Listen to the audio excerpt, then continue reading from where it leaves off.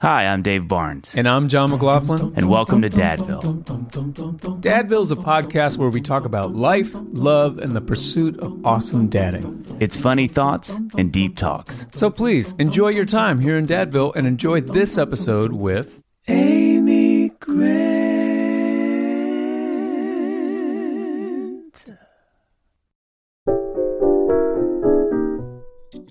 John, he's the fastest man in the universe with his hands on the keyboard. Hey, Dave. Hey, I didn't even know you were there, John. Snuck up on you. You did. You always do. What would you say is your best life hack? Yeah. Probably never trust the king of the jungle. This feels so much like a setup, but I have to ask why. Ask me. Why?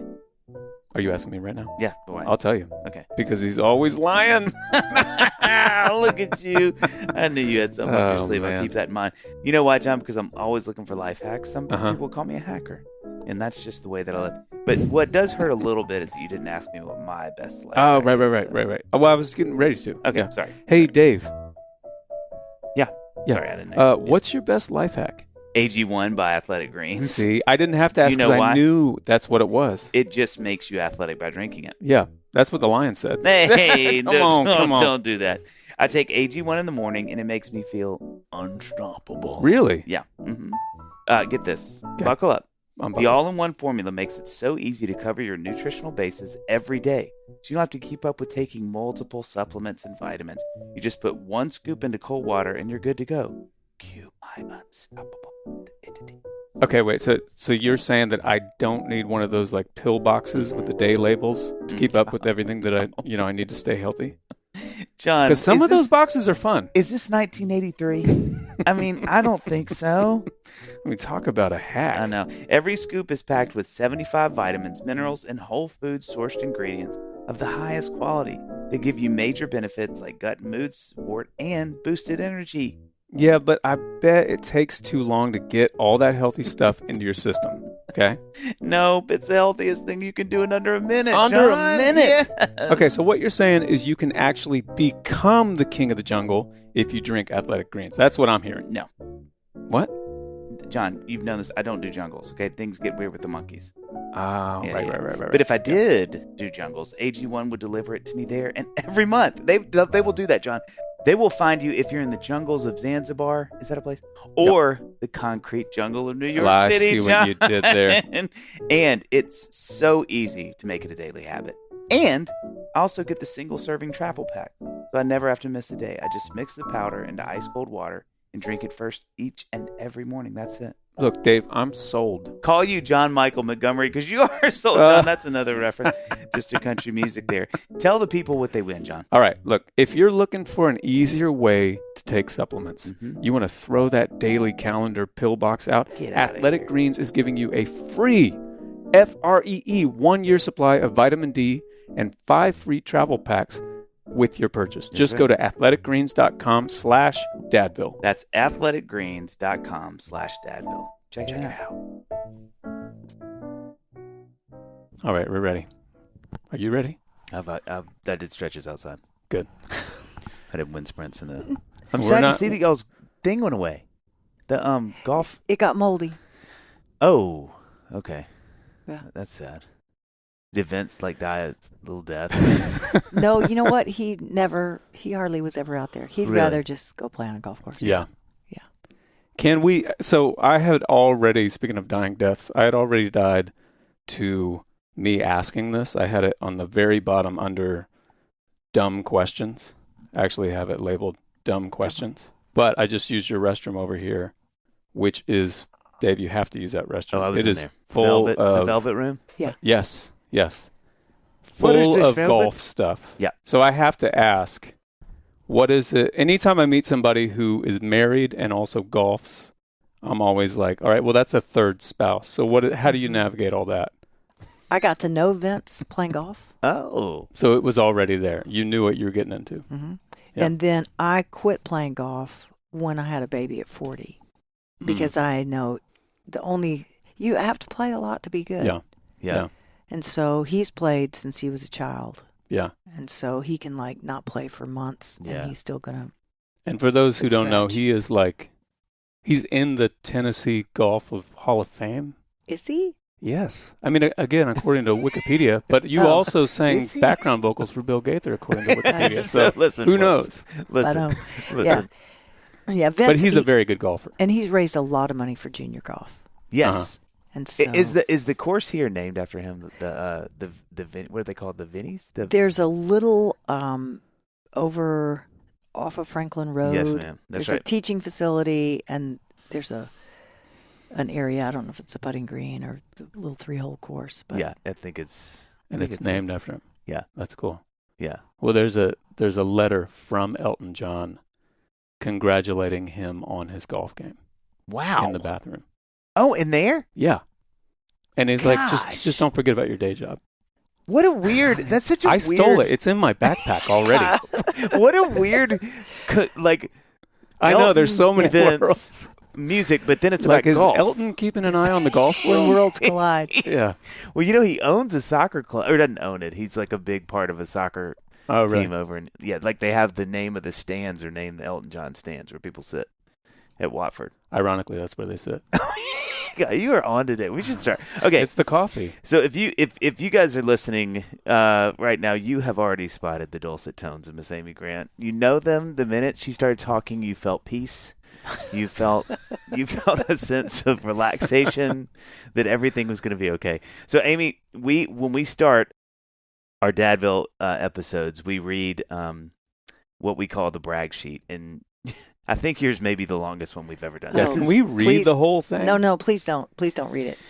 Well, I mean, We've I never- should have warned you. We've never just had a straight up request to Somebody not be like, read. don't do it. Please don't. John, for a while, wanted to have people read their own, which I was such a fan of. We're going to do Just that watching, someday. watching We'll someone- do it to Vince when he comes Yeah, in. when Vince does ours. Okay, then you know what? I'm going to do the abbreviated version, which is Yeah. still really long. But watch me move and watch me shake. Here we go. Okay. I'm going to pick them as I go. Signed her first record deal at 15. Mhm. Okay, good. I kind of feel like I'm nervous. Well, no, these were vetted. These Yeah, weren't. yeah. These were vetted. Okay. Sold over 30 million albums. Congratulations on that. Best-selling contemporary Christian artist of all time.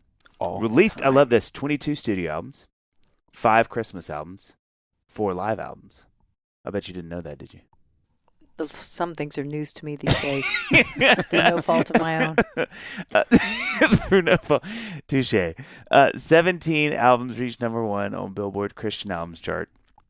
Let me see. I'm going to have to be specific because I don't want you to leave and be mad at me. Oh, this is a good one. Her first #1 single was The Next Time I Fall with Peter Cetera, which is that one of the greatest songs of all time? Yeah. Oh, I It can is. still see the video, Amy. I was Peter. We were singing together. It was beautiful, and someday it's going to happen. I don't know if you know that. Well, we're not going to do that. That would Yeah. take too long. Who wrote Let's that? focus. Let's focus. Who wrote that song? Was that David Foster? Was that No. David Foster? You'll have to just. It's somebody. Okay. She's like, it was We somebody. can confirm that. We confirm that it was somebody. I'll sign off on It's that. starting to go. You're already like, why did I say yes to this? Okay. Heart in Motion is the best-selling Christian album of all time. Over 6 million copies. Written 3 books. I love this. Amy Grant's Here to Heart Bible Stories. Breath of Heaven, Mary's Song, and Mosaic, Pieces of My Life so far. That's really a stretch. 3 books. I wrote 1 collection of essays. Somebody is really just trying to make something out of everything. That's really a stretch. Okay. Okay. I'm sorry. I have to read these, and I'm sorry. But here's the award just hit section. these. I'm going to go hit all quick. these real quick. Deep breath. Award section. 1 ASCAP Voice of America. 1 Nashville Symphony Harmony Awards. U.S. Junior Chamber Young Tennessean of the Year. 22 Dove Awards. 6 Grammys. Minnie Pearl Humanitarian Award, which that's super cool. Academy of Achievement Golden Plate Award, which sounds like something I want at a restaurant. Easter Seals Nashvilleian of the Year, and inducted into the GMA Gospel Music Hall of Fame, and inducted into the Christian Music Hall of Fame. And this one is the most recent, I think, unless you've won something since then, since you may have, but received a Kennedy Center honor, which is so cool. That was a lot of fun. Right? Yes. I mean, what is that like? It was a whirlwind 48 hours. Just 48, so it's quick. Yes. So I did a show with Michael Smith on, I guess, Friday night. And then we flew to New York. So got there in the wee hours. I think I was asleep maybe by 5 a.m. Wow. And then had to get up and go to a luncheon. But it was 5 events in 2 days. Wow, Jeez. 5 events. Yes, and it was so much fun. They call it the class of 2022. Mm-hmm. It was so interesting and so diverse. And Who were some of the other people that you were with? Buckle up. Tanya Leon is a composer and is involved with dance, and I knew the least about her. Mm-hmm. It's so compelling. And then Gladys Knight. Wow. Yeah. Voice of my childhood. Mm-hmm. George Clooney. And I've heard of him. And you too. Oh my gosh. And so, so we would show up at a function and they'd say, we need you in about 20 minutes. You guys just all are in this holding tank. Just to hang out. Yes. One of my favorite And you just don't even stories. want the event to start. You're just hanging. Well, the very first event, I go into this room. Everything is, beautifully appointed. Yeah. And I said, now what are we doing in here? Well, you're just waiting until you walk the red carpet into the lunch here at this alternate facility at the Kennedy Center. And I said, okay. And does it matter where we go? And they said, no. Gladys Knight is just sitting over there next to the window and with a crowd of people. And I thought, well, she's got an empty spot right next to her. So I went and sat down next to her.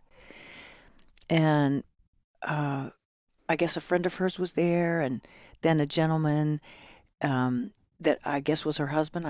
And I said, oh, well, tell me how you met.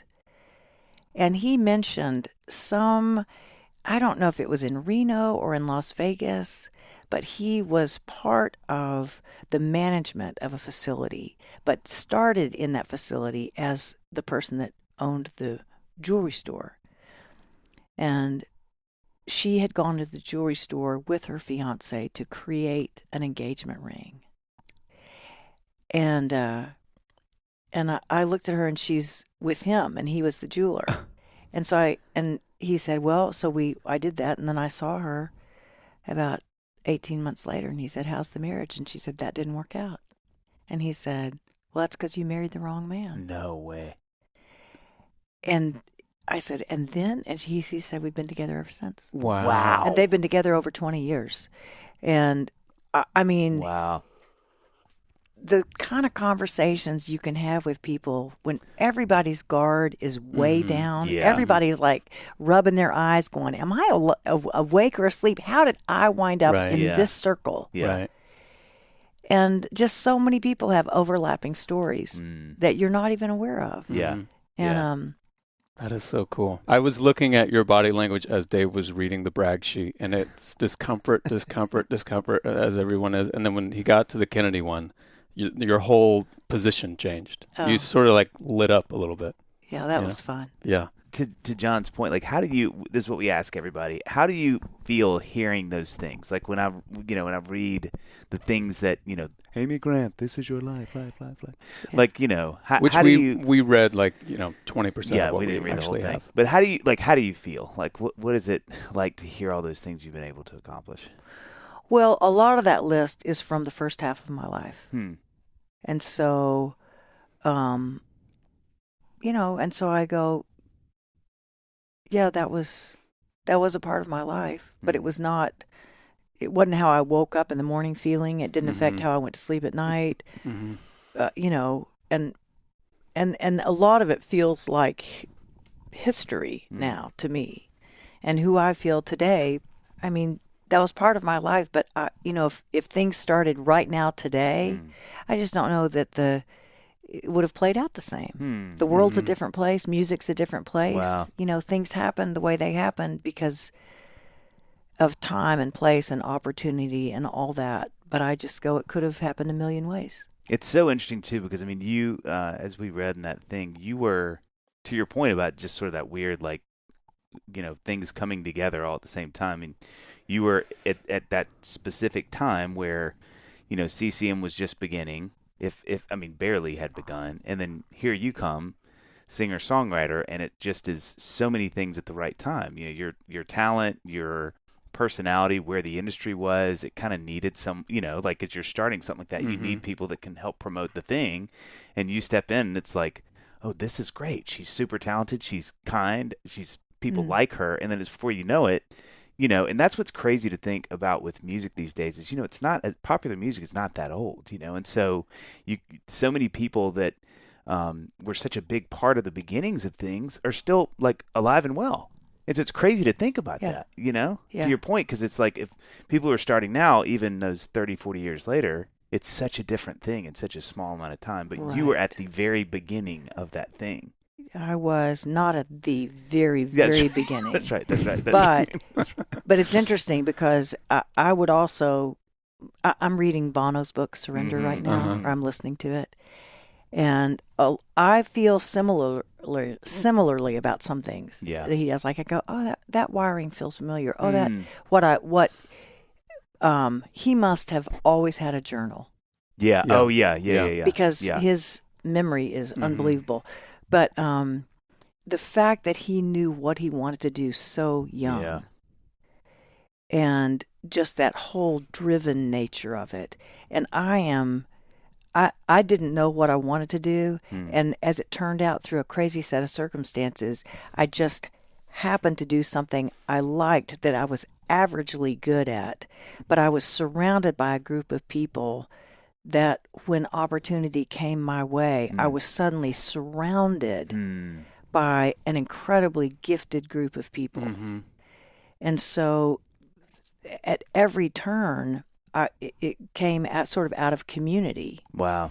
And so the good side of that is everything always felt like a team effort. And kind of the interesting side of that is that I never experienced an aspiration to do anything that I've wound up doing. Wow. Interesting. And so, yeah. That is fascinating. Do you think that has helped you be able to just enjoy everything more? I think it makes me weigh things in my own, like what matters to me, different than people might anticipate. Wow. But like when I was in college, the two men that managed me also managed another artist, female. And they were talking about some experience that she would call them routinely. What's going on? And I was getting ready to leave on a tour. And I'll never forget, they said, I don't know what is it about you, what it is about how you're wired, but when it's time to put you in the hot air balloon, there are claw marks from your fingernails and your toenails all the way to the hot air balloon. We put you in the basket and we're cutting the ropes going, you're going to be okay. And I really felt that reading Bono's book to say, as weird as it sounds, I never sang in a brush looking in the mirror if I'd never done anything, but I wanted a coffee shop gig. That's where I fell in love with Jesus music, was a coffee shop gig. Yeah. And I always wanted that. But the fact that anything else happened was as big a surprise to me as it was to anybody else. That is crazy. There are always better singers, always better songwriters, always better musicians. But it was really, it was interesting because this last fall was the quietest fall of my life. I was recovering from a bike accident. Yeah, scary. But I was writing to remember, because I took a pretty good bash to the head. And as I was writing about my life, just going, by the time I graduated high school, my first record had come out. I traveled with my mom to do like PR stuff. And I played a couple places. Nobody showed up, like not one person. And then, but all 4 years of college, I made a record while I was in school full time and toured. Jeez Louise. Yes, all 4 years. And then by the time I graduated, there were already so many people around me whose livelihood depended on my work. Yeah. It was never a question of what I would do. I loved what I was doing, and I loved that community. But I have never been completely alone in my own life to figure it out until the fall of 2022 is what it felt like. That's crazy. Going, I'm not alone in my own life, but all of a sudden circumstances saying, I don't know if my brain's ever going to work the way it did before. I wonder what, and just to look back over decades of so much I don't even know how to say it. It was all beautiful. Mm. But in my mind, it was like it could have looked totally different, and I would have been just same person in a different set of circumstances. Yeah. It's crazy to hear that, though, because you are such a great singer and songwriter. I mean, and I'm not just saying that because you're sitting here, but it's so true. I mean, you are a phenomenal talent at both those things. So it's interesting to hear, you say that, because I think, how could somebody that's so good at something feel so, in such a wonderful way, so free of the weight of it? You know what I mean? Mm. Like but it also, I mean, it sounds just healthy. Yeah. It sounds like you didn't need anything from it. Like, what You is weren't- that? Oh, it's health. That's what that is. Interesting. You see it every now and then. There's a little. Not often in this business, I though. was going to say. But it sounds like you didn't, I suppose you can have a career as long as you have had by sheer ambition and a need to fill something. Yeah. Or, which that might be more the norm, I suppose, but it sounds like you've had your career out of just abundance, You didn't need anything from it. That's a great way to put that. And I don't know how. You're talking to me or? So I was talking to Amy I'm there. so excited if that was toward me, No. I see now that it wasn't. We recorded it, so you can play it back later to yourself. Good. Let's take that as mine. Okay, I have a question that I was telling Dave beforehand, and obviously anything that we ask, you can answer to the extent you want to or not. But I said I wouldn't mind if we spent 30 minutes on this because I just find it so fascinating. We're all artists, but I've never been in the Christian space. I've never been a Christian artist, and so I'm always so fascinated with the guests that we have had on who are officially, publicly in the Christian space, because I think there's just another set of expectations and rules that go along with that. And I was reading, Wikipedia is 0 for 2 so far, so we'll see how this goes here. But I read today about your Lead Me On record was controversial because it was seen by many as being not Christian enough, right? And then years down the road, then CCM Magazine dubs it as, what did they say? The greatest contemporary Christian album of all time.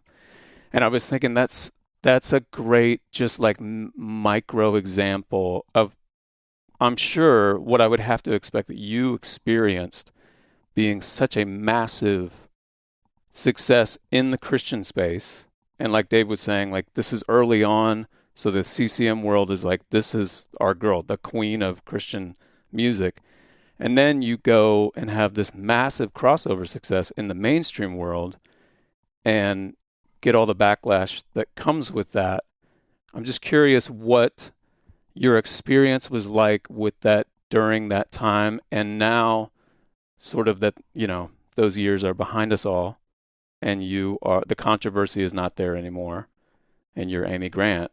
And no one is, saying the things that they were saying in the 90s about you not being Christian enough, et cetera, et cetera.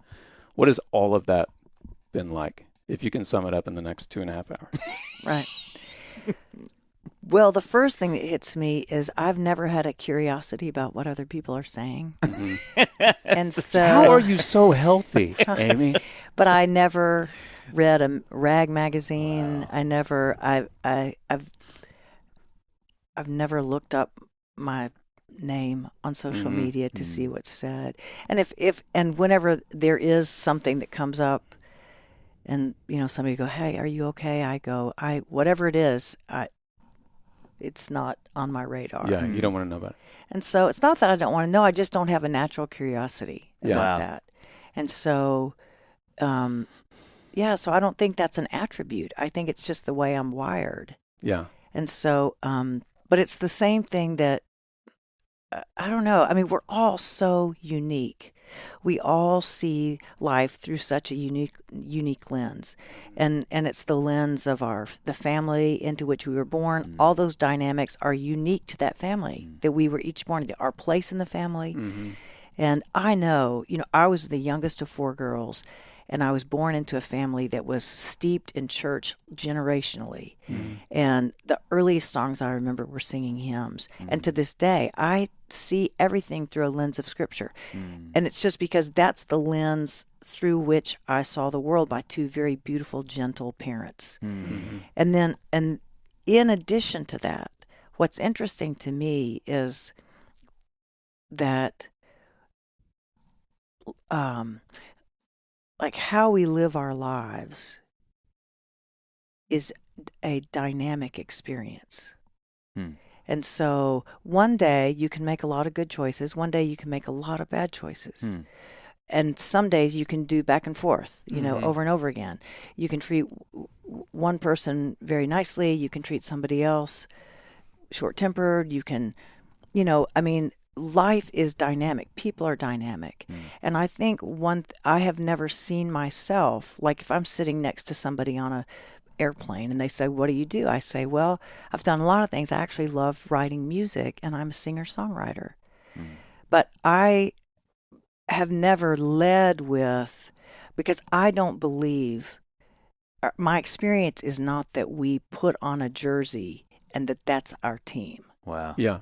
And so, because there are times we would make our team very proud, and there are times that we would like get booed off the ball court. Right. And so, yeah, and I look at life that way. I look at myself that way. I look at creative projects that way.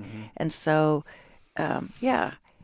And so being the representative of one field, or, you know, I feel like nothing else in life is that way. I do think we say, I'm shaped by what I believe. But I even think how we process what we believe changes with time and changes with experience. For sure. And so all of that makes me kind of, I don't know. I guess I kind of hold things loosely. Johnny Dave. Listen, I'm not done. I'm not done. Dave. I wanted to go up. Okay, at the end that is the end. Yep. Okay. Oh, that was like you had a reprise. Listen, I know you're one of the most calm, collected, jovial guys I know. Thank you. You just have a little bit of a furrowed brow today, and I just want to make sure it's okay. Are you okay? It's fine. I'm just a little, if I'm honest. Yep. I'm a little hangry. Oh. You know? You know what? It sounds like you need a little snacky snack. What? Let me tell you, Dave. Dave.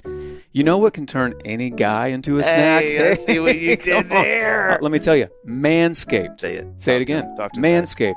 And we've got to talk about the ultimate Father's Day MVP, the Performance Package 4.0. You thought I was going to say 2.0. I doubled it. No. I'm about to talk to him about it. That's right, because Father's Day is coming. And that Performance Package 4.0 is legit. How legit is it? Too legit. Thank you to quit. It's got Manscaped signature lawnmower 4.0 trimmer, brand new Weed Whacker 2.0 ear and nose hair trimmer, crop preserver deodorant. Don't tell me to stop. Don't. Crop reviver toner, performance boxer briefs, and a travel bag to hold all them goodies. And we can't forget about their moneymaker. Okay. Manscaped has absolutely changed the game with their brand new Beard Hedger Pro Kit for fathers all around the world. It is the Beard Hedger Trimmer, beard shampoo and conditioner, beard oil, beard balm. You need so much stuff to have a beard.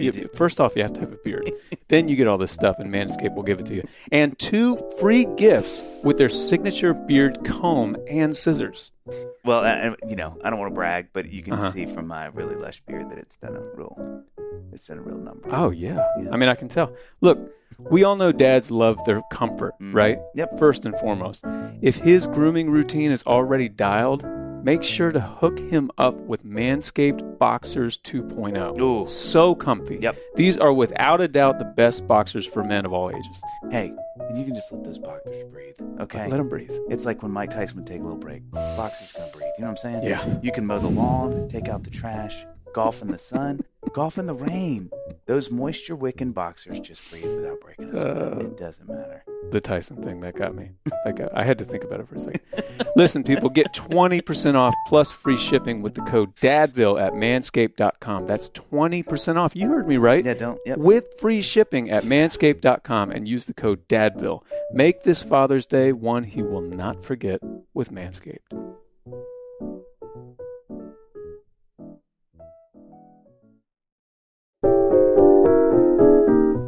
Dave. John. Wow. Mm-hmm. You hit that right on the... Let's do it one more time. Dave.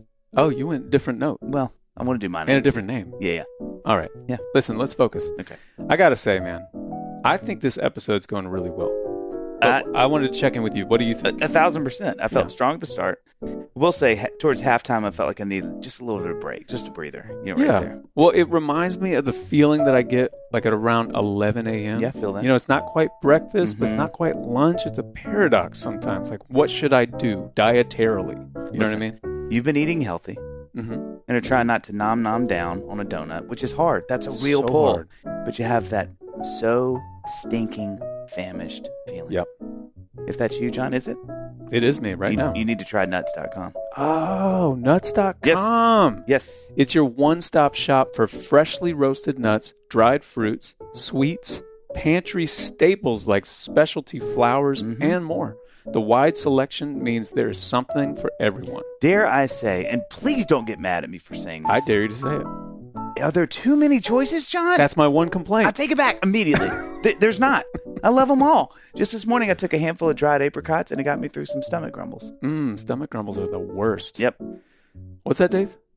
You're gluten-free? No problem. Nuts.com has organic choices and other diet-friendly products. So whether you're looking for something sweet, savory, or need to stock up on everyday cooking essentials, you're bound to find something to try. I actually actively look for more gluten in my diet. That's me. I live on the edge, John, and people are going to say, don't do it. And that's what makes me want to do it. That's what makes you want do to they do have super gluten snacks, John? Well, let's just say yes and check it out later. Well, actually, look at this. They have all types of Asian and Indian snacks, too. How do you feel about hot banana chips? First of all, that was my nickname in middle school, and I don't want to tell the backstory. But sometimes when I can't sleep, I rub some of those on my gums. Oh, good tip. Just something to know. Yeah. You can snack with satisfaction, knowing that quality is a top priority at nuts.com. They roast their nuts and pop their corn the same day it ships, John. That's People crazy. are going to tell you that's impossible, but I want you to hear it. Someone who's not an aficionado but could be, it is possible. You could be. be. So they reach you deliciously fresh. Since 1929, they've been doing it the old-fashioned way. One taste, and you'll know the difference. Right now, people, Nuts.com is offering new customers a free gift with your purchase and free shipping on orders of $29 or more at Nuts.com/Dadville. So everybody, go check out all the delicious options at Nuts.com/Dadville. You'll receive a free gift and free shipping when you spend $29 or more. That's Nuts.com/Dadville. So good a deal, it's got to be nuts.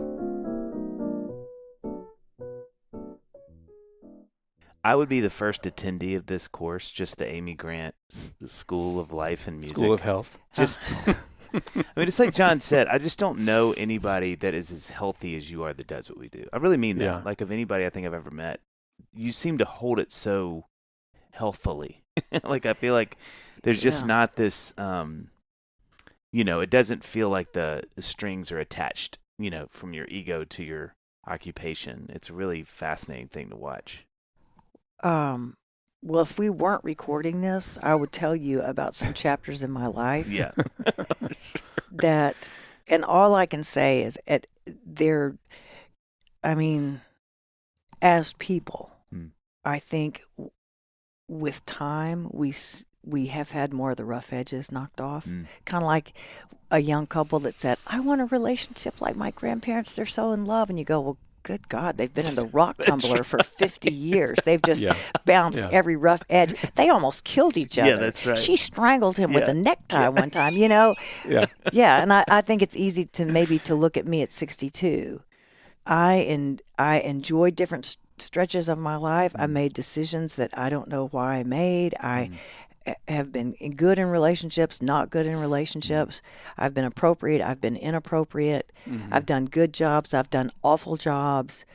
It's like, that's life. Yeah, just like every other That is just human being. life, yes. You just have the spotlight on you. Yeah. And there are times in my life I walked on stage and I just thought, if anybody could see my inner monologue or see my whole life, this is a mess. Yeah.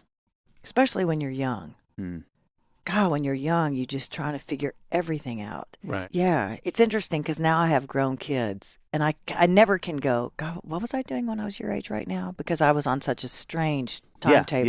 Yeah. But what I do think is, if life were 4 quarters, 20 years each. Wow. If it were, for most people, the first quarter you're pretty much being told what to do. Yeah. And it's not till the second quarter that you're like, oh yeah, here's what I want to do. Mm-hmm. I want all this stuff. Mm-hmm. I want to do what I want to do. It's very grasping. It's very me-centered. Yeah. That's just second quarter. Third quarter, a little more wisdom, just as much vitality. And you go, ooh, okay, what's unsustainable? Wow. Mm-hmm. From second quarter. And then, but you can do it. You can redo a lot of things. You can reload that.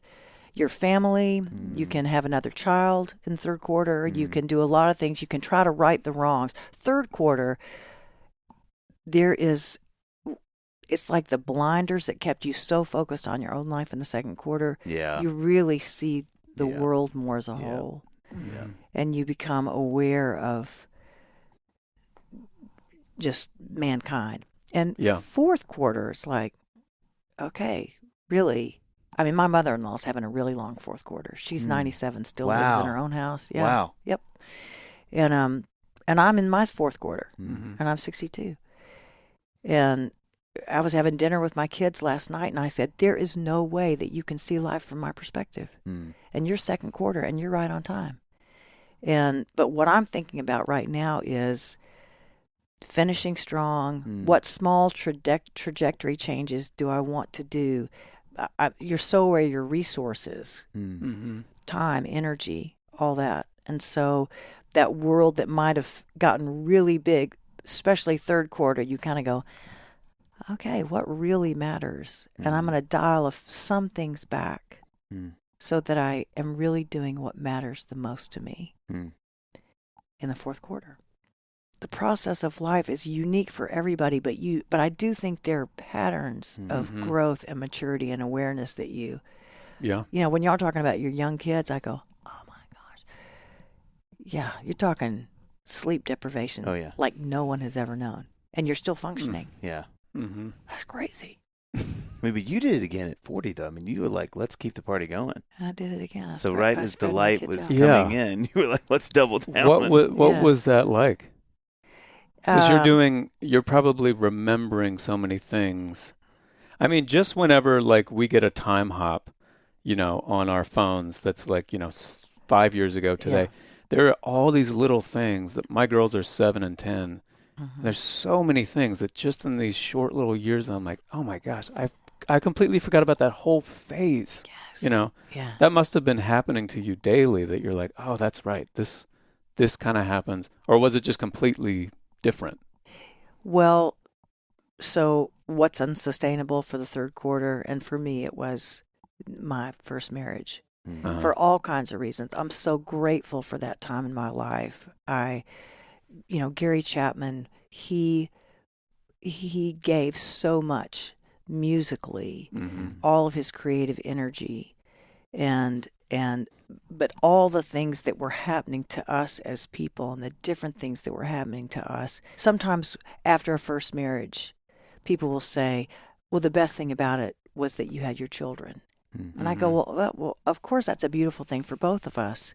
But there are also good things all along in a marriage that winds up not being sustainable. You don't have to throw the whole thing out. No. And part of after that bike wreck, I was writing to remember and just trying to remember people's names. Are they dead or alive? All this stuff. And it really made me, for reasons I never would have voted on, go back and try to remember all of my earlier life. Wow. But it's interesting to say, just to go, if part of the reason that the shape of my life turned out the way it did in those first 40 years was because of my family, because of who I was married to, and I just think, and then also because of my wiring, I just couldn't sustain that kind of what felt like a rich public life and a very poor interior life. Coming out of something that's that one, I think the thing that fascinates me so much about coming out of a divorce would be one that obviously you're not with that person anymore, but you also are not in that style of life anymore. It's not just that you're no longer with this person, but like, you had rhythms there that you're just used to, and then coming out of that. So was that something that you were like, man, I really want to be with someone again? Or were you just like, man, I need a break? Or how did you process that season? Well, this was messy because I met Vince when I was married to Gary. Huh. And so I had been invited to do a television show with him filmed in Tulsa, Oklahoma. And it was right after my 33rd birthday. I had my bags packed. It was Thanksgiving weekend had happened. I was headed to the airport, and I was carrying my luggage. And Gary, we had been in marriage therapy. We were wired so differently. And I was walking out the door, and he said, hey, don't fall in love with him. Holy cow. And I said, what? And he said, don't fall in love with him. And I said, why would you even say such a thing? And he said, I've spent time with him, and you're wired very similarly. Wow. And it's so interesting because when I have always worked with men. Yeah. I've worked long, crazy hours with men. I remember getting off a flight one time coming back from London, and the man with whom I was traveling, his wife met us, and she said, well, if he was ever going to have an affair, it was going to be with you, but I know he wouldn't because it's you.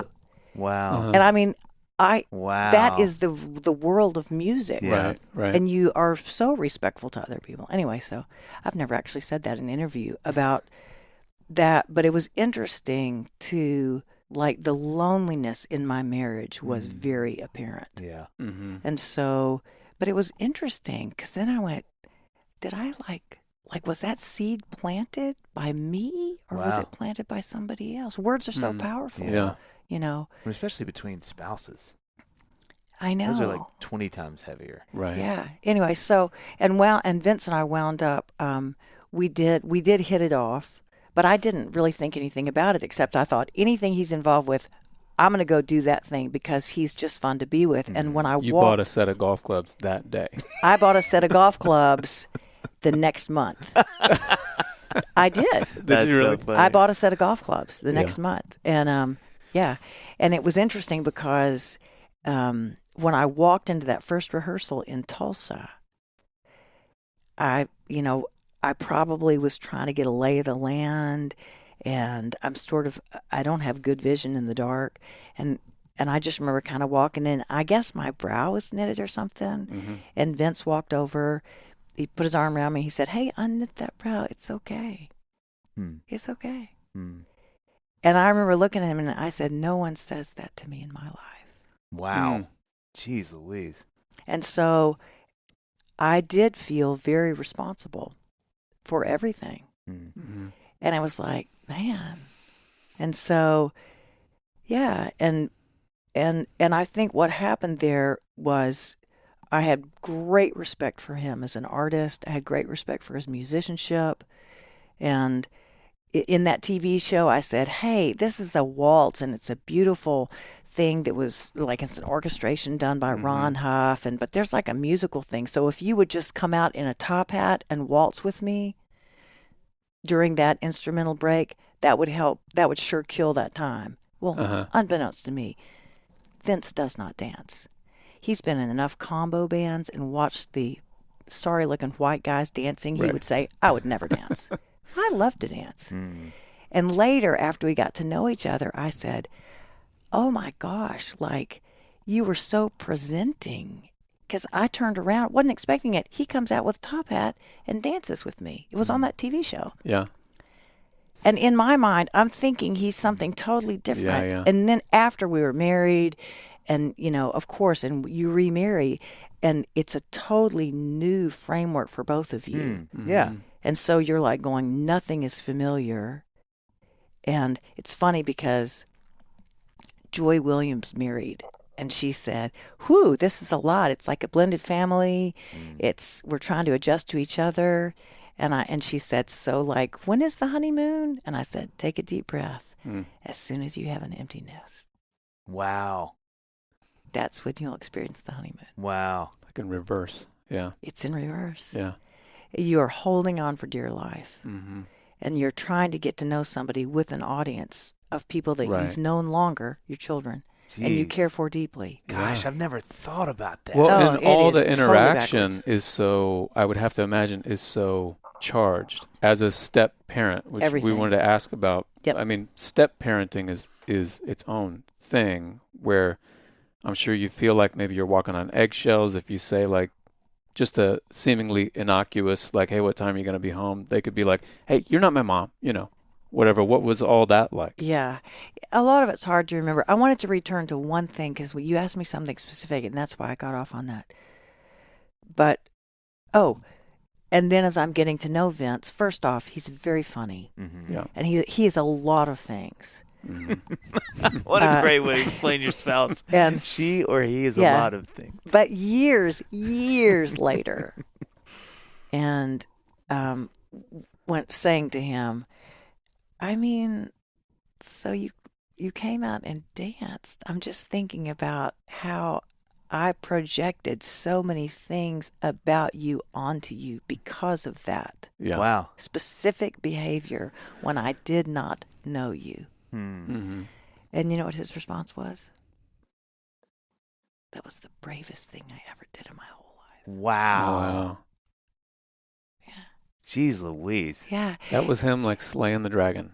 Yeah, but Just getting out there. but we were both totally innocent. Yeah. Yeah. And so and it's interesting now because I had probably all of the residual self-recrimination that anybody has that's failed anything. Mm-hmm. And failing in a marriage doesn't happen in that last year. The seeds of Right. it are there from the beginning. But how something looks, anyway, all that.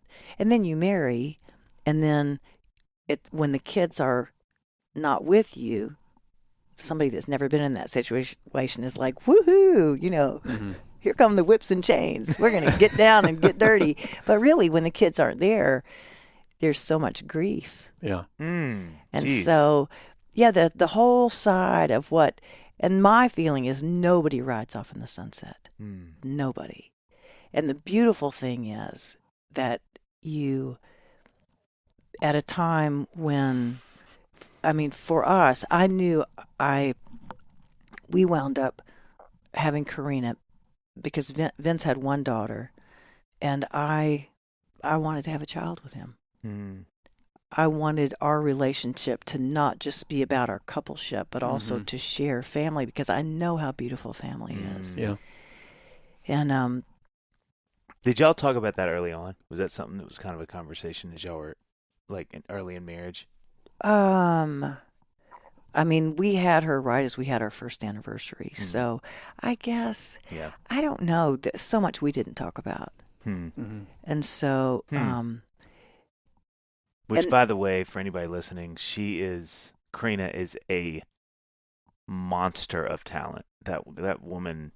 Have you ever heard her music? Mm-mm. Oh That's my gracious! she's fun. She's amazing. And no one's having more fun than she is. Golly Moses! She She is- got. I mean, obviously with the two y'all's parents, but it is like she got both of it.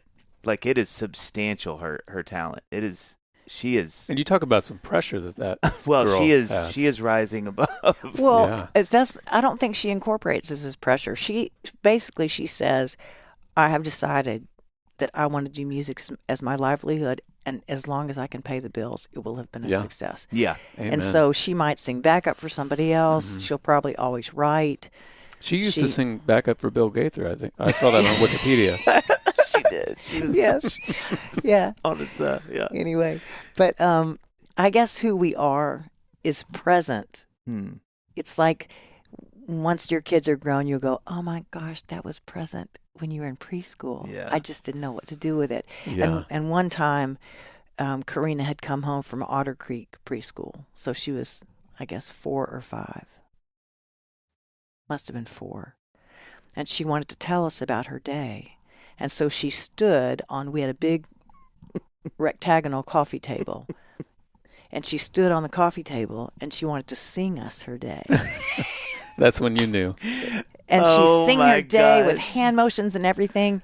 And I'm trying to maintain eye contact with her, And then he was so mean. And I went up to the slide. She's just doing whatever. And anyway, and Vince has taken a cushion off the sofa and he's holding it in front of his face and laughing behind it. I mean, this lasted at least 15 minutes. Good night. Yeah. And like when she comes out on stage now, I go, she is still the same kid. Yeah, yeah. Well, I remember That's even so great. when we did, you had your fan club thing. This is, gosh, a decade ago, out at your farm. And we were sitting up there and you're like, all right, I'm going to have Karina come sing some stuff. And I mean, she couldn't have been, gosh, what would that have been 10 years ago? She'd been 10? What is she now? She's about to be 23. So yeah, that's she right. was, So she was maybe, just starting to write. She started writing in 7th grade. there you go. And I remember her singing even then was like, oh, this isn't like, oh, my cute, sweet daughter sings. This is like, I remember I was like, I'm going to peel off and be like, hey, Karina, have you talked about publishing deals? You got a development I have a deal contract on? in my car. For you to If take a you'll look just at. sign this napkin, I'll fill out the rest later. So one of the things that, I was talking to Annie as I was getting ready for this, and I was like, what? So, I'm sitting with Amy, and we both know you pretty well. And I said, what would be the things you'd want to ask her? And she said something that I thought was so true, and I wanted to talk about this, Lisa, for a second, but I think of anyone in Nashville, you and Vince both are the most probably hospitable people that I know, and I want to qualify that by that's not just music. I mean, that's of any space that I know of people in Nashville, and maybe that I know. You guys are so benevolent. You're so outward focused and facing with your life, which is so. I mean. For people who are listening, I had my 30th birthday party here in your backyard, which is still one of the most random, wonderful stories ever. Because, and me and Annie still laugh about this with friends, but I think Annie just texted you and was like, "Hey, this is super random, but we live in this tiny duplex. Is there any way that we can just like use your backyard for Dave's 30th?" And me being my personality, there was going to be a lot of people there, and I just remember Annie was like. Amy said yes. And I was like, are you kidding? She's like, yeah. And she's just giving us the keys to the kingdom. Like, just come over. Because you were out of town, I think. I was so sorry I was missing the party. But Vince was here. And I remember sweet Vince kind of just hung in here. And he was, and we had the whole party. And it was so much fun. You had the volleyball net up. It was great. But the coolest part of the night was as people kind of left, Vince started to kind of come out and sort of wave and say, hey. And we ended the night in the hot tub, like with 4 of us. It was like me and I think Wirtz and maybe Annie and Vince. I think that literally was the night. This is all new. Oh, and it was so much fun. I mean, that was probably the most fun thing because it was just like we were all going to leave, but we had swimming suits because you're bathing because of the pool, and we had our bathing suits. And he was like, "Well, if y'all want to stick around," and we were like, "Yeah, of course we're going to stick around." So I mean that, and then just the millions of ways that you have been so kind to me in my career and singing on records and doing shows together. But it's substantial. It's more than like she's sweet and this is like her little nonprofit side hustle as a celebrity. You really live that way. It's really overwhelming. And I think I tell people all the time, I feel like you're like the queen of Nashville in so many ways because, but maybe the most that way, just that you're so benevolent and you're so kind. And I feel like so many times I ask you to do anything, you at least try to make it happen if you can. And that's such a fascinating thing to me. I think like, the world would say, like, you don't have to be that way. Because it'd be like, look, you're this thing, and if anybody has a right to be like, hey, I can't. Like, I'll send you a signed CD. Like, I cried in this napkin, and you can have the napkin and sell it on eBay. But, like, what is that? Like, what is that? It just fascinates me. And Annie and I both, in fact, I'll tell you how she worded it because I thought it was so great. She said, I've never met someone that has impacted so many other people with their generosity. Where does that come from? Like, how did you become that person? What are the disciplines that you've adopted over time that have gotten you to that? It's just, it's so inspiring. Like, you are one of the most amazing people, I think, to me that way. Like, it's such a blessing. Like, the way you treat people is so overwhelmingly kind and thoughtful. Okay. I feel like we're talking about somebody else. Well, I think, but it's funny. I think about my parents, and they were very gentle. Mm. I don't have one memory of my mother ever screaming at me or my father. Not one. Wow. Like they never. I mean, they might have shouted at my 3 older sisters. Maybe they were just worn down by the time the 4th daughter came along. But they were not perfect people. but they were kind. And then this is another thing that has made that had an impact on me. So when my great-grandparents, my great-grandfather started Life and Casualty down in Nashville. Oh, yeah. Insurance company. And he came to Nashville with a cow, and from somewhere in Tennessee, and worked on this what became Centennial Park. Oh, wow. And I think he worked for 50 cents a day. Jeez. And then wound up, had a lot of common sense, and he was a real respecter of people. And he said people live differently when they feel secure. And he thought that for somebody to, he wanted to create an insurance company that made people live with more security. He said people live more generously when they're more secure. Jeez. Mm-hmm. And so anyway, we grew up, that was one of the biggest businesses in Nashville.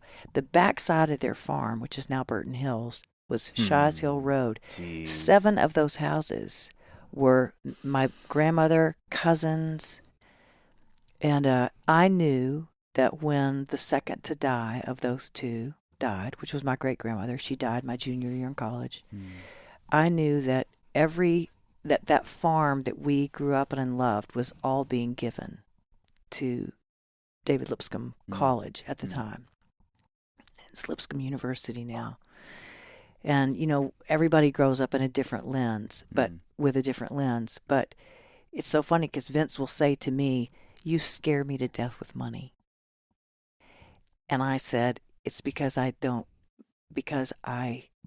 feel like I'm just a channel. Yeah. Wow. Like I don't. And so I want to look, people say, "You have a beautiful house." I go, "Vince bought it." Mm-hmm. And it's because the way I was raised was, if you see somebody in need, then you do for them. Wow. Mm-hmm. And that was just the environment into which I was born. Yeah. It's interesting to talk with my children now, because talking to one of my kids, and I've got 5, and they're all grown. The youngest is a senior in high school. You sounded so sad when you said senior in college. grown. No, I just mean they're grown, so they're talking from an adult standpoint. Yeah. But it's interesting. I was talking to one of my kids, and they said, "Hey, look, so glad you're giving this away and giving that away. So glad. I'm living hand to mouth." Hand to mouth. Uh-huh. Yeah. The money I got on my Christmas stocking went to pay overhead. There's no, and they were really mad. And they said, "You do so much for me, but I just want you to know it's hard to celebrate. You can do anything you want." And I thought several things. I took a deep breath and I went, I needed to hear this. Wow. And then I said, the other thing is, if you do not learn how to live on what you can make, no amount of money will ever be enough. Jeez. And so, and that kind of, man. But I also thought to say, hey, whatever my impulse is to do with something that I have, I need to be careful how I talk about it. Mm-hmm. Because the learning curve the learning curve, I think it gets steeper the older we get. Yes. Yeah. It's always curving. Yeah. Yeah. And so I don't know how I wound up the way I am. Everybody's unique. Yeah. Yeah. John.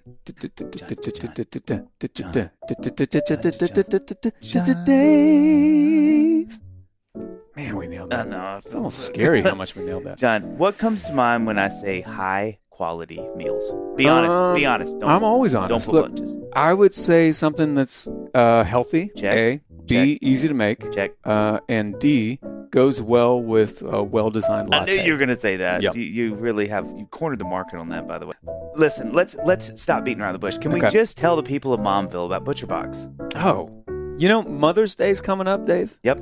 How great would it be to make Mom an incredible meal that will cost far less than taking the whole family out? I will say there's an army of small people in my house who would love to make Mom a meal, and ButcherBox couldn't make it any easier. They couldn't do it. They could try, couldn't. but they wouldn't be able to do it. Well, here's why. You get 100% grass-fed beef, free-range organic chicken. There's organic chickens just running as far as they want, having the best life.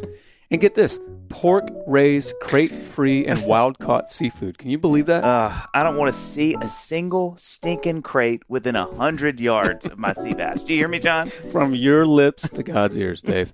Okay, how do you feel about free 99, Dave? Love it, and I cannot get enough. All right, well, listen. You get free shipping. How's that? Okay, free. Just the other night. Yep. I made some incredible chicken meatballs with Greek salad. It's what I do, and I don't want to be judged for that. And you know what? I think the free shipping actually made the food taste better. I can't prove that. I 1,000% agree with you. There's just something about it, you know? But before we get back to Momville, we need to tell our listeners about the deal we lined up just for them. Okay, tell let me them, just stretch my mouth a little bit before I say it, because it's a lot. Okay. Get free chicken thighs for a year and $20 off your first box when you sign up today. Did you hear me, John? I'm going to say it one more time. For a year. That's 3 pounds of bone-in chicken thighs free in every box for a year. Plus, $20 off your first order when you sign up at butcherbox.com/dadville and use the code Dadville. Claim this deal at butcherbox.com/dadville and use the code Dadville. Well, you just said something, and it's so funny that you said that. Like, I can't believe the simpatico of this whole thing, because the next thing that Annie said was, she's like, I would love for you to ask her what her children's perspectives are on their benevolence, on how, which it's so crazy you brought that up, because I was like, that was literally like one of the 3 questions.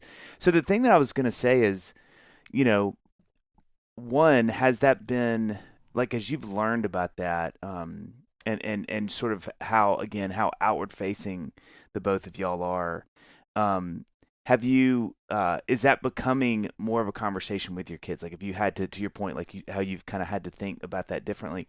But the other thing that I'm so curious about, and I love asking this question on this podcast, is how have you navigated, kind of to that same point, how have you navigated being a parent who is successful? Like, how do you do that? Because that's, you know, when I mean, that's such a great example, even what you just said, that they would know, like, hey, we see how you are so kind and how you spend your money, and we also see how it's not coming to us all the time.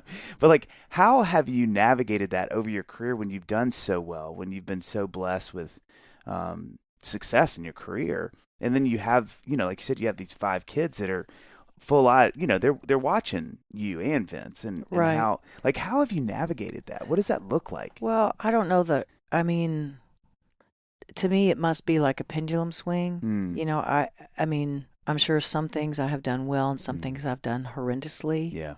And that's all part of their journey. Yeah. And I think what I say as a mother now that I didn't know how to say as a mother when I was very young. Wow. And maybe it's more because I have adult children. And a lot of it because of the religious language that I grew up with, which, by the way, can be confusing.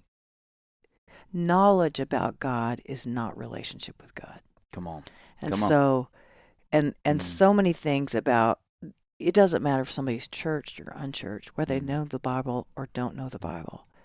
Anybody can talk to God. Amen. Thank you and help are good conversation starters. And if it never goes past that, he's engaged. And he's engaged even when we're not talking about it. That's truth, yeah. And so, but I think what I didn't know to say to my children, because I didn't know how to say it to my younger self, because I was engaged in a community that became successful before I knew, I just look at all my kids and I say, first and foremost, you belong to yourself. Nobody has the impulses or the inner voice or how they're wired, all those things. And if and when you get married, it's like you're swimming a swim lane right beside your partner. But he can't swim your lane for you. You can't swim your lane for him. Or whoever your partner winds up being. You can't, I mean, you still have to put on your bathing suit. You got to stick your toe in that freezing cold water. You got to push off the edge and kick and splash and half drown and get to the other side and then come back and do it over and over. And you'll get better at it the more you do it. And it won't seem like controlled drowning. It'll actually seem, oh, this is smooth swimming. Controlled drowning. Yeah, but it's interesting to grow up with a lot of Bible language before you understand life, any of life. Wow. Right. Yeah. And so terms like I don't belong to myself, I belong to God. I'm not my own. Mm-hmm. And you go, well, the only other person that can occupy really inside this skin is the Spirit of God. It's me and him, whether I actively invite him in or not. And this goes back to the jersey and like being a believer, to go, to function as a believer in society. I mean, I'm sure some days I do a good job, some days I don't. Yeah. And so I think I always just go, if there were no language, live a life that speaks for what you believe and what place love has had in your life. Yeah, and that mantra, if there were no language. And so, but I think to tell a child, I don't know if middle schools, I think it needs to be an older child when they're, I don't know, but to say, yeah, even a teenager, you belong to yourself because you will make choices that no one else will know about. Mm-hmm. And the ramifications for those choices, good and bad, you will experience as a human being. The power of your choice it's big. Yeah. It will shape your life and how you respond to things. And, nobody is supposed to be the same. Mm-hmm. And I think when we look at each other, I don't know, I'm so glad to have adult children now, and I'm sure they all would be fine with me saying this, but for the last year, the biggest gift we have given ourselves, or that Vince and I have given our family, is therapy. Wow. And so, and this last Christmas, I was like, hey, my bandwidth, I don't have quite the bandwidth to do Christmas like I have done it in the past, and I'm working really hard for the first time since this summer. And just, if money were no object, say 1, 2, or 3 things that you would like for me to, I would just love for you to open something on Christmas. And more than a few of the kids said, continue therapy. No way. Yep. Now, when you say therapy, do you mean with the family, or you and Vince, or No, or just you? Just their own. To go to a therapist. Yeah, okay. To go to a therapist, and I was invited to go to a therapy session with 2 of my daughters. Really? Wow. At different times. Yeah. What is that like? Yeah, were you terrified going in? No, I mean, we're all just trying to figure out life. Yeah. And I think it's not really. There's so many things about our lives that happen to us when we're young, and sometimes it takes a few decades before you even have the emotional vocabulary to figure out what that is. Yeah. And so for dealing with being part of a broken home, also a public family, and just all kinds of things. Good things too. Yeah. And so last night, 3 of the 5, and their significant others and children were applicable. And Vince was out of town, but I flew in from LA, cooked a quick dinner. They came, and I wanted to talk about something specific. And that led to everybody kind of saying, I don't even know how to say it. It doesn't even matter, but I think because of all of our therapy, we are trying to, like, you don't have to agree with somebody to listen respectfully. And I just see it's all like, okay. And I want our family to do some kind of project together. And I told them, I said, I know this is so fourth quarter. I know that you are all second quarter. You're not thinking this way, but I look at you. You're all creative. You're smart. You have very different perspectives. You have different gifts. And I would love our decision as a family over something that is bigger than us. Yeah. I would love to experience our skill set, and not as we grow up and grow into our own lives to say the big decision is, do we want to go on a ski trip or to the beach? Yeah. That's like, are you kidding me? Right. I mean, you really get to know people when you are engaged with them for a bigger purpose. And I think without already a year of therapy under our belts, I don't think we could have done that. But it was interesting because when all this came from one of the people at the table, one of my daughters said, when you first had that bike wreck, I felt like I could hear your inner monologue because I had a head injury. And she said, you were saying all the things that were right and all the things that were wrong. I have not a memory of that. And she said, well, now you've healed and you're like Superwoman again.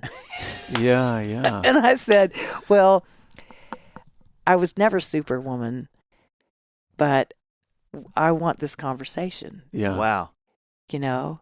And I don't say all the things that are wrong because I'm old enough to know our words are like lightsabers. Yeah. You don't say to somebody walking out the door, be careful of such and such. Yeah. Mm-hmm. You don't say, I do control what I speak, but it's not because I'm trying to be a goody two-shoes. Right, it's right. because Wisdom.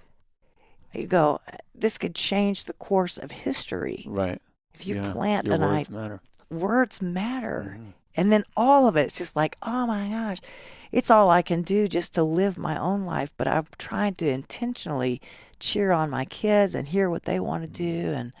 And if this thing that I want us to all do together doesn't work out, they know we're going to try to figure something else out. But like to be engaged in conversation with them. Karina's still in her early 20s, but 30s, 3 of them in their 30s and 1 40. And their significant others. And I was just so funny last night going, okay, we've never been in a conversation like this. Wow. We have never. And I said, I feel like all we've done is just like touch the tip of the iceberg. Yeah. Like, do we want to know each other? Wow. And so the truth is, I don't know what they think about me, but I think they feel much freer to say whatever it is now. Mm-hmm. That's the thing. I mean, we talk about this a lot, off podcasts, like when John and I spend time together, but just that idea that like, what is that going to be like? And I pray so much they do. And I pray even more that and I know, John, you feel this way, that we can be a place where they can come do that.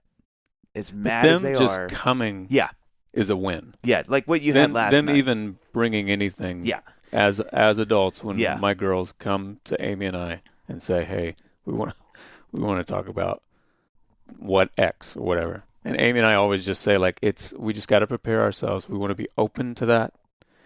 And we don't want to be resistant, but it's going to be the thing that we felt like we nailed. That's what that you didn't nail. Yeah. It's just going to be like, every day I go to bed and I'm like, well, there's our therapy session in 2040 is going to be about bedtime tonight when I couldn't take it. Yeah. But it's going to be the thing. They're going to be like, you just never jumped on the trampoline with us. And I'm going to be like, I was always on that trampoline. Yeah. It's just going to, it's going to be blindsiding, whatever it is. Do you feel that's what I was going to ask. I mean, exactly what John said. It's just like, are y'all having those conversations where, or have you had those conversations with your grown children? And that's really what's so fun asking you about, is because that's the season of life you're in, and we're just so far from, is where they're sitting down, they're going, hey, do you kind of remember when this happened? And that was tough. And I get so nervous because, one, exactly what John said, either I'm going to be like, so you're misremembering that, honey, because I stuck the landing on that one. And I remember we went to bed that night, and Vince and I high-fived. And I have a journal entry to prove it. I have the VHS to show you. Swim your own lane, Dave Barnes. I just heard the voice of the Lord come through your mouth. But like, are you having those things where you're sitting and you're going, wow, like here we are navigating things that either I forgot about or I actually, sitting here now, I remember that. And it's amazing that you're bringing it back up. I mean, that's the stuff that I'm like, are y'all having those Yeah, times? and also how somebody chooses to spend therapy time is really about, I don't know what it's about. Yeah. It's whatever, it's how they are navigating their own life. Mm-hmm. And so to assume that their therapy sessions are about me right. is silly. Right. Yeah. Until I'm asked to come in to a session. Yeah. And I'll go, okay. And early on, and I think it's because I was raised by parents. My mother said this. And now I'm going to struggle to remember exactly what she said. But I just remember the attitude of her approach was, I'm doing my best, but I'm sure I'm letting you down. Yeah. Yeah. And so, and what I have said to my kids, grown in this year of therapy, and now going on, we are just beginning the second year of therapy, is, hey, I know you hear people say nice things about me all the time, but it's just rake me over the coals, whatever you need to do. Yeah. Yeah. Yeah. Whatever you need to do, just figure out your life. And Right. Which, I can't tell you. I pray, Jesus, let this be the truth, but that is the spirit we can have. I can't imagine a better, as a child of my parents who thankfully have had that posture in seasons where I've had to go like, hey, like they haven't been, arms crossed, like, how ungrateful you are and how dare you, how hard I was trying. Like they really have been, for the most part, gracious and said like, okay. And I'm like, as a child, there's nothing more you can ask for than to have a parent that's like humble enough to say, tell me to what say, it is. Yes. Tell me how I failed so that I can say I'm sorry. Right. Yeah. That's an amazing posture to have as a parent. And it's really the only posture to have if you want to then continue having a real relationship. That's right. Like you're describing, you guys are, you felt like you were just scratching the surface until you're now starting to get deeper into relationship with this new language via therapy and all that. Yeah. Well, it's interesting because I grew up in a family that always gathered. And so, we're always gathering for holidays and all that. And then when I went into therapy as a happily married woman, as a 60-year-old, I went, so I had 4 human beings enter their experience on earth through my womb. That's no guarantee that they will choose each other for friends. That's I can, so I started doing things differently, saying, hey, I'm cooking tonight. Come if you want. Or if you're busy, I've got some to-go things, and just feel free to stop by and get food. And, so much of our rub with each other is that we're not meeting each other's expectations. And so many times, especially in marriage, we get so frustrated because we keep looking for the things we want to find in our partner. Right, yeah. And some of those things might not have ever been there. They just might have been our projections or our hopes, or we saw them in our parents. And it's like, golly, when will I learn, when I stop spending so much energy looking for something I'm never going to find? Yeah. It's not there. Right. All of a sudden, you're not focused on that thing that won't appear. Yeah. And you just kind of relax and stare off into nothing, and you go, oh my gosh, there's so much that's actually here that I have not been able to see because I have just been so focused on this thing that I thought I wanted to be there. Yeah, and it's just like, we should write this song. Once you stop looking for the thing that you're never going to find, you'll find everything else. Yeah. That has got to be, I would imagine, the hardest when it comes to empty nest time.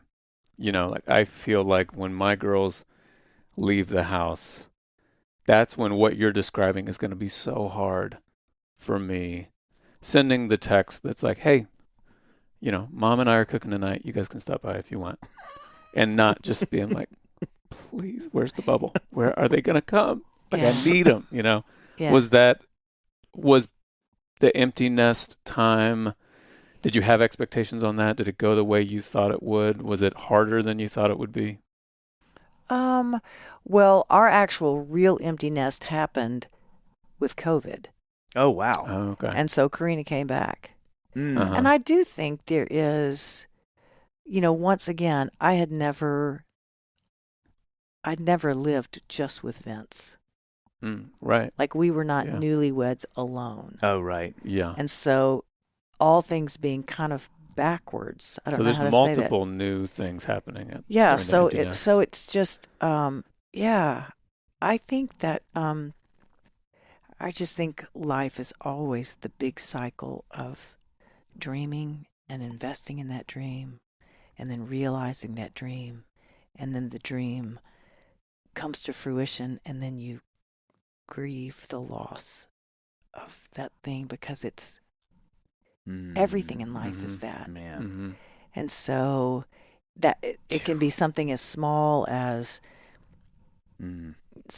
something that you looked forward to 1 week. It can be becoming a mom or becoming a father, but that cycle of dreaming, investing, the realization of, and then everything comes to an end. Yeah.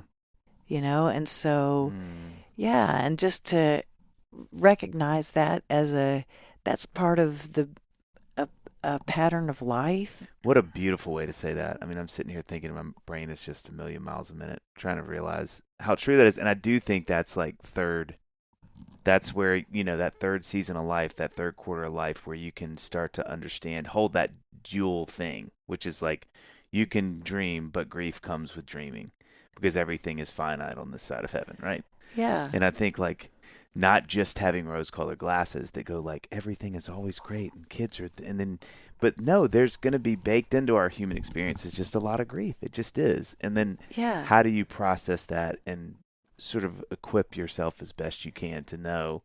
Because it's so funny, because even in our world of music, like, you work so hard on a record, it's so fun. You write for it, and then you're in the studio with everybody, and you're making it, and then you go play some shows around it, and then it's gone.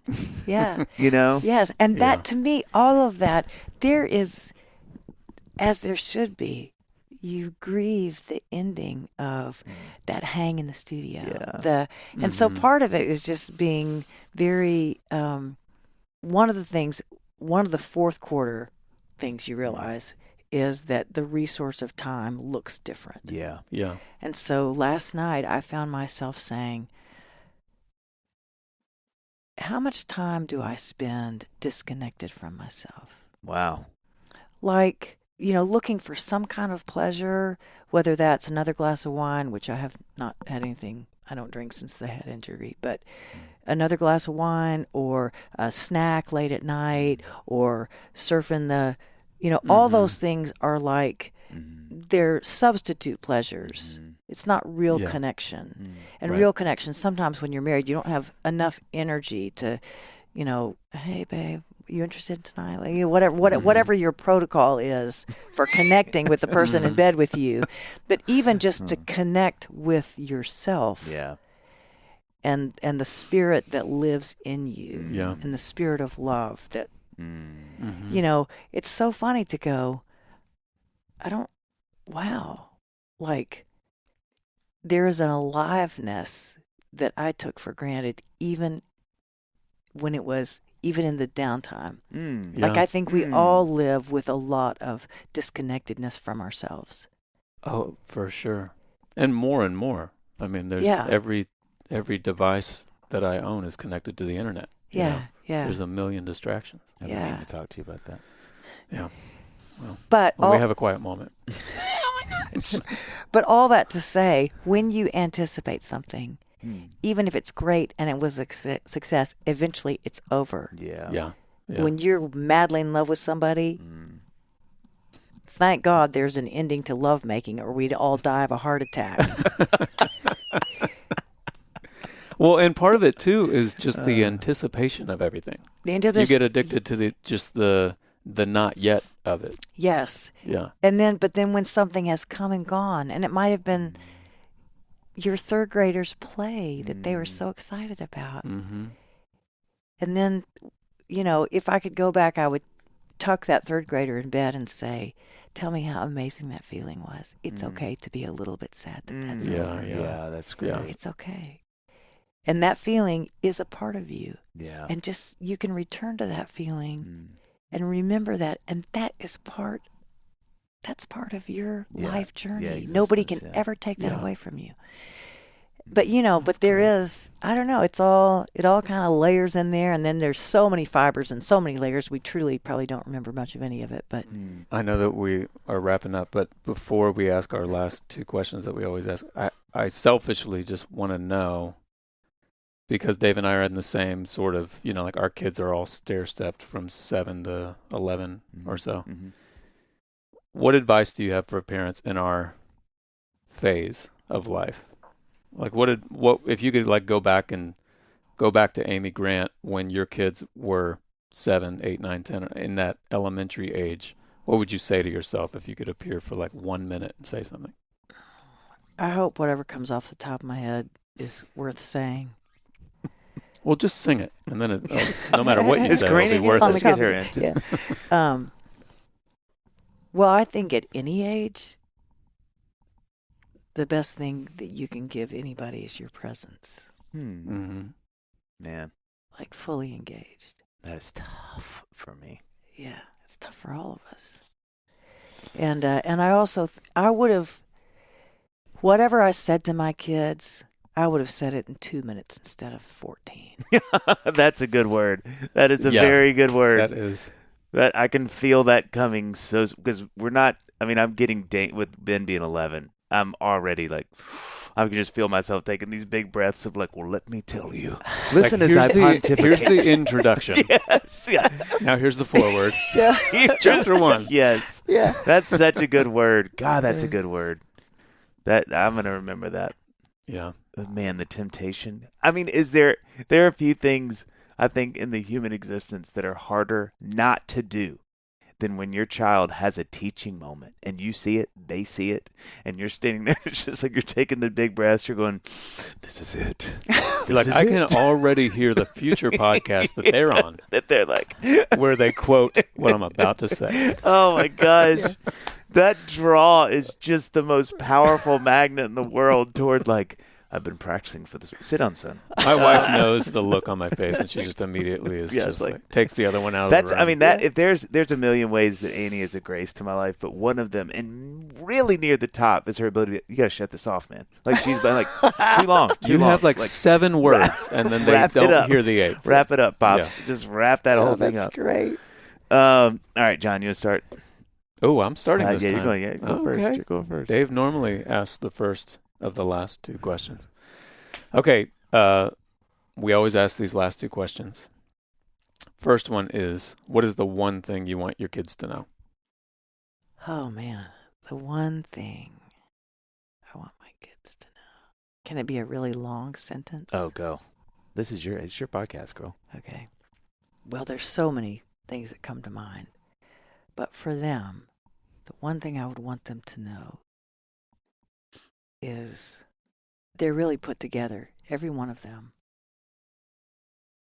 like nobody else. They're unique, and so it's going to be important to not follow anybody else's rule book explicitly. Mm-hmm. And in order to unlock the deepest mysteries about what might make them the happiest and the most fulfilled using all their gifts and talents, nobody is going to see that puzzle like the one who made them. And so,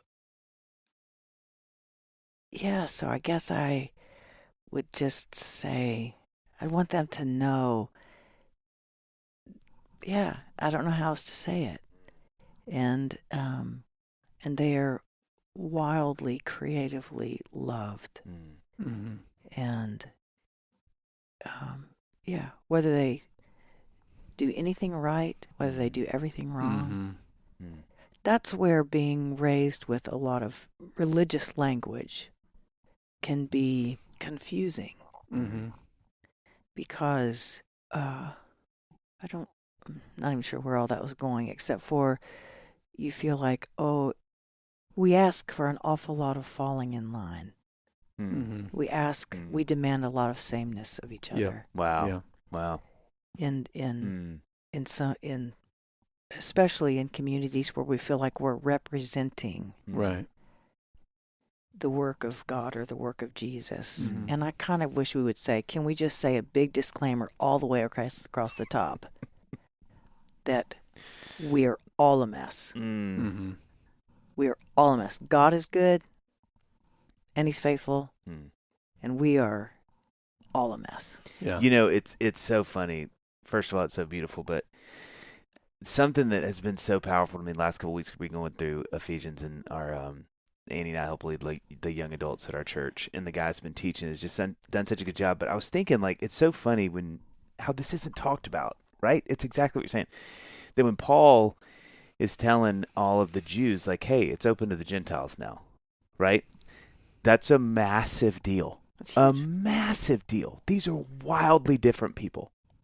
Maybe the opposite of Jews, right? And that he's kind of and they don't really need to do anything, everybody. Jesus just kind of come as you are.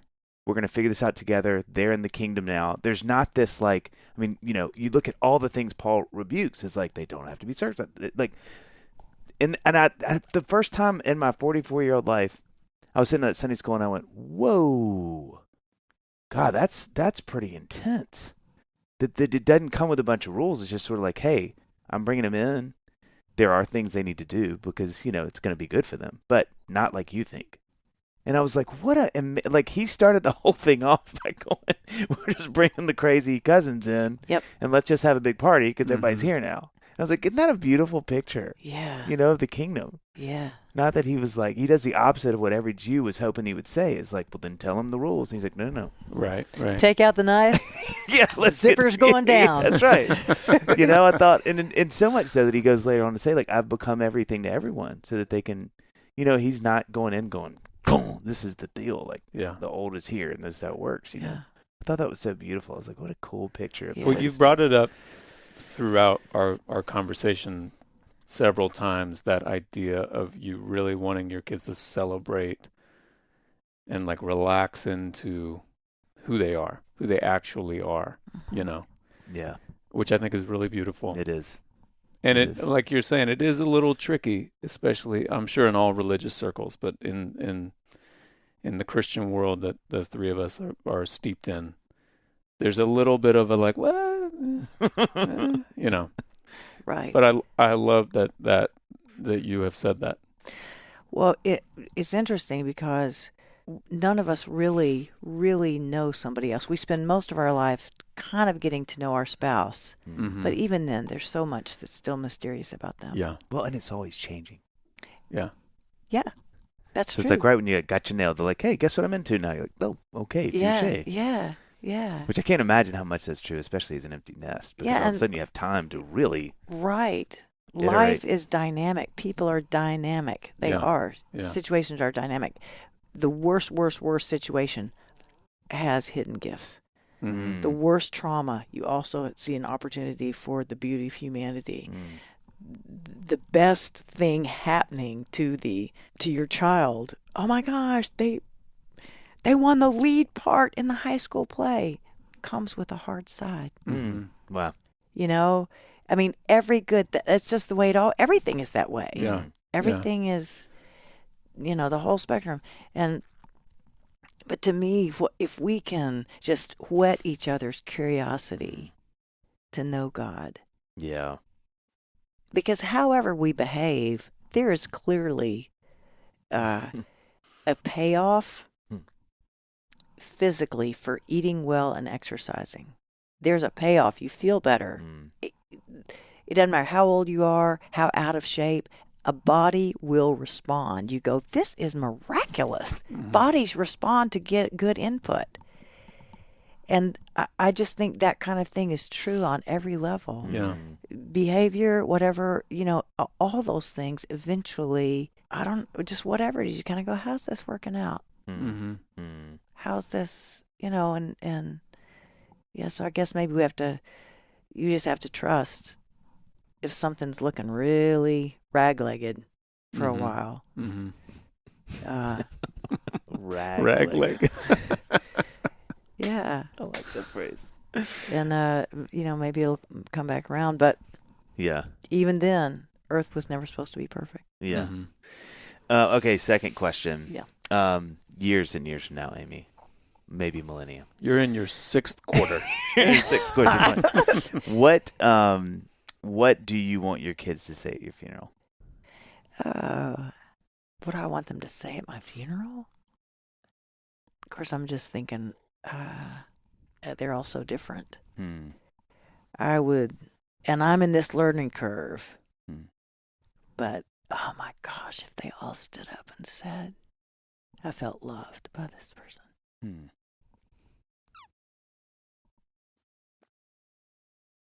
Yeah, that's good. That'd be awesome. Mm-hmm.